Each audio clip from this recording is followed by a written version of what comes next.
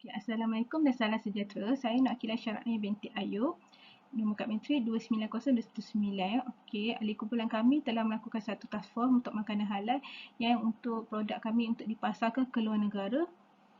Ahli kumpulan saya terdiri daripada Muhammad Syimi Aufa bin Jamaluddin, nombor kad menteri 290416, Muhammad Azli bin Nasiruddin 290384 dan Muhammad Amirul Aizat bin Syamsul 290407. Okay, kami melakukan task force untuk makanan halal. Produk yang company kami adalah makanan daripada sejuk beku, makanan frozen. Terdiri daripada makanan seperti daging frozen semualah. Okay, maksud makanan halal Makanan halal produk kami adalah makanan halal adalah makanan yang dibenarkan syarak, makanan halal yang tidak diharamkan di dalam Al-Quran dan hadis. Makanan halal ialah makanan yang baik untuk kesihatan jasmani rohani menurut agama Islam. Agama Islam juga mewajibkan makanan yang halal dan bersih. Hal ini ditulis di dalam Al-Quran surah Al-Baqarah ayat 172. Dalam ajaran Islam, makanan yang memenuhi syariat itu halal, yang makanan yang diperolehi daripada syariat Islam dan tarik. Artinya makanan yang baik mengandungi nutrisi, bergizi dan menyihatkan tubuh badan. Halal terbahagi kepada beberapa kriteria tertentu seperti halal dari segi manfaat serta kandungan zat makanan itu sendiri, kecuali makanan yang memang diharamkan di dalam Al-Quran sendiri. Halal dari cara mendapatkannya, contoh makanan tersebut bukan daripada hasil yang tidak baik seperti makanan daripada hasil daripada curian. Halal dalam proses untuk memasak atau cara yang diproses seperti cara disembelih mengikut syariat Islam. Jenis-jenis makanan halal. Makanan yang tidak diharamkan di dalam Al-Quran, makanan yang bersih dan makanan yang tidak kotor atau tidak dicemari, makanan yang tidak memudaratkan. Makanan yang tidak memudaratkan seperti contoh makanan-makanan yang kita tahu makanan itu memang tak baik untuk kesihatan. Okay, halal zat daripada nutrisi apa semua. Halal cara diperoleh seperti saya kata tadi, halal untuk cara untuk kita dapatkan sesuatu makanan itu. Halal proses seperti sembelihan dia. Okey, halal cara penyimpanan. Okey, makanan halal juga tidak boleh dicampur dengan makanan yang tidak halal lah. Okey. Okay, next kami melakukan market research untuk sesuatu produk kami itu untuk kami pasarkan ke luar negara. Jadi kami mengkajilah citarasa pelanggan kami, melakukan kajian-kajian kami sebab produk-produk yang beberapa produk yang kami untuk kami pasarkan. Ini contoh untuk daripada 4 produk kami saja, iaitu daging kambing, daging ayam, nugget dan sosis. Okey, golongan yang adalah untuk kita pasarkan ke luar negara nanti, iaitu permintaan golongan. Ada 3 golongan yang kami pilih, iaitu golongan kanak-kanak, golongan remaja dan golongan dewasa. Okey, di sini di Indonesia contoh di Indonesia, golongan kanak-kanak lebih paling banyak menggemari adalah sosis. Kedua, mereka mempunyai nugget. Ketiga, daging ayam. Berbeza dengan golongan dewasa. Golongan dewasa ni lebih tertumpu kepada makanan seperti daging kambing atau daging ayam. Mereka kurang menyukai makanan ringan seperti sosis atau nugget. Berbeza dengan golongan kanak-kanak. Okay, kajian lokasi permintaan pelanggan kami juga mengkaji di mana patutnya kami melakukan pasaran untuk makanan frozen kami.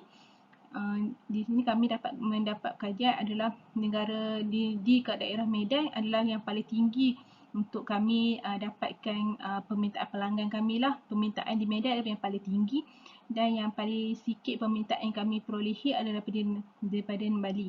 Mungkin Bali disebabkan faktor di sana lebih orang tumpu kepada makanan seafood jadi kurang untuk makanan frozen kami yang berunsurkan daging.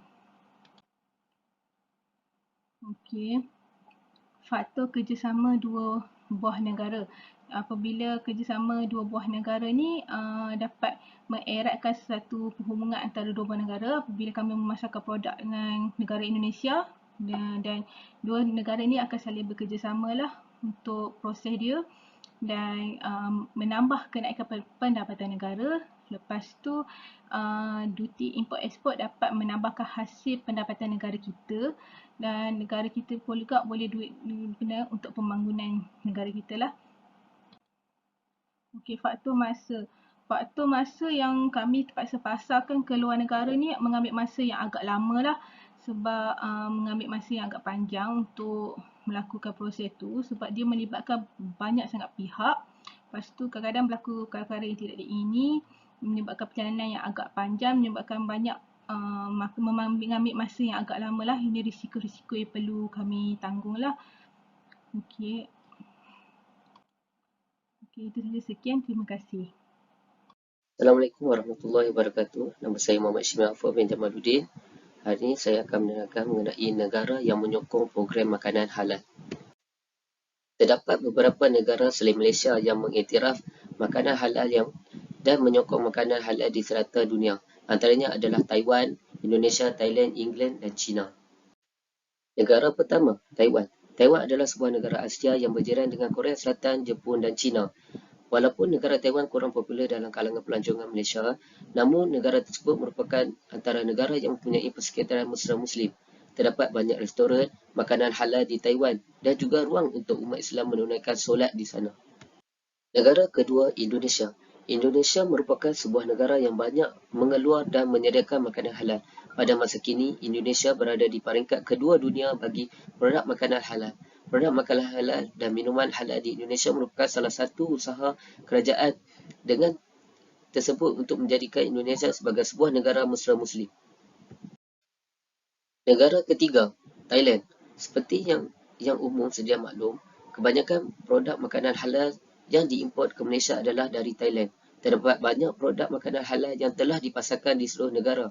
Malaysia antaranya ialah pama, sedar, jasmin, sayuran segar, buahan segar dan lain-lain lagi. Negara keempat adalah England. Selain negara Asia, negara barat seperti England juga menjadi sebuah negara yang menyokong program makanan halal. Hal ini kerana terdapat lebih 1 juta penganut beragama Islam yang menetap di London. Produk makanan halal sangat mudah didapati di England seperti makanan halal dari Pakistan, India, Arab dan Afrika.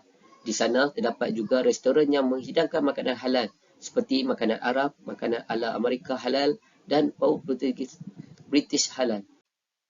Negara terakhir adalah China. China merupakan salah sebuah negara yang padat dengan penduduk Muslim, terutamanya di bahagian barat negara tersebut. Disebabkan itu, China menjadi negara yang banyak menyediakan makanan halal di restoran-restoran bagi memudahkan penduduk setempat dan pelancong Muslim menikmati makanan halal di negara mereka. Negara pilihan untuk mengekspor produk makanan halal. Bagi menembusi pasaran luar negara, syarikat kami telah memilih negara Indonesia. Terdapat beberapa faktor yang membuatkan kami memilih Indonesia sebagai negara untuk dipasarkan produk sejuk beku halal dari syarikat kami. Populasi penduduk Muslim. Negara Indonesia merupakan antara negara yang mempunyai tinggi populasi penduduk Muslim di dunia. Walaupun begitu, Indonesia masih belum menjadi pengeluar terbesar bagi produk makanan halal, sedangkan industri halal semakin meningkat hari demi hari seiring dengan pertambahan jumlah penduduk Muslim dunia.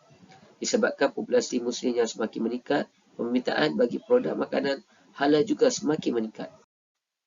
Terdapat usaha sama dari kerajaan Malaysia. Memandangkan Malaysia ingin menjadi pusat produk dan barangan halal serantau, maka kerajaan Malaysia memberi komitmen yang tinggi bagi membantu usahawan tempatan untuk menembusi pasaran luar negara. Dengan bantuan dari MITI dan Matrade, ianya dapat membantu memudahkan syarikat kami untuk menembusi pasaran luar, terutamanya di Indonesia. Jarak geografi antara Malaysia dan Indonesia. Untuk menembusi pasaran luar negara, jarak geografi memainkan peranan penting dalam menentukan faktor untuk memilih negara tersebut. Memandangkan produk keluaran syarikat kami adalah produk sejuk beku, maka jarak geografi antara syarikat kami dengan negara yang ingin ditembusi perlu dititik beratkan. Hal ini kerana tempoh masa yang diperlukan untuk produk sejuk beku berada di luar suhu yang sepatutnya adalah lebih singkat. Suhu produk perlu dikekalkan supaya tidak tercemar. Lebih dekat jarak sesebuah negara tersebut dengan syarikat kami, penghantaran produk adalah lebih pantas dan ini membantu dapat meningkatkan kualiti produk tersebut. Yang terakhir adalah mencari rakan kongsi. Rakan kongsi dari luar negara sangat penting untuk menembusi pasaran luar. Hal ini kerana jika sesebuah syarikat mempunyai rakan kongsi dari negara luar, produk syarikat tersebut lebih mudah untuk dipasarkan di negara rakan kongsi tersebut.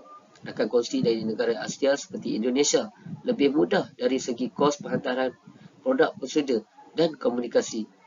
Sekian, terima kasih.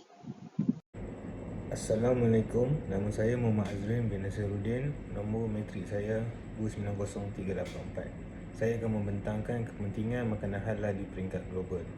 Di dalam industri makanan halal, pelbagai potensi dan kelebihan yang akan dirasai oleh banyak pihak dalam usaha mengembangkan perniagaan ke pasaran yang lebih luas. Antara salah satunya adalah ianya mampu untuk menjana pendapatan negara. Menerusi rancangan Malaysia ke-12, industri halal di dalam negara dijangka akan menyumbang 81% keluaran dalam negeri kasar KDNK. Di samping akan menjana pendapatan ekspor negara sebanyak 56 bilion pada tahun 2025 yang telah dikeluarkan oleh unit perancangan ekonomi. Antara kelebihan lain yang akan dirasai oleh masyarakat negara ini khususnya umat Islam, yang mana ianya akan membuka peluang pekerjaan kepada penuntut tempatan. Institusi pendidikan dan latihan kemahiran digalakkan untuk memberi peluang kepada orang ramai terutama golongan muda untuk menawarkan lebih banyak program dan pendedahan berkaitan industri halal ini. Ianya selari dengan usaha kerajaan untuk menghasilkan graduan berilmu dan penguasaan tinggi berkaitan potensi industri halal secara lebih dekat. Jika rancangan ini mendapat kesamaan sepenuhnya dari semua pihak secara tidak langsung, pembangunan dalam teknologi moden dan canggih turut akan dirasai standing teknologi semasa.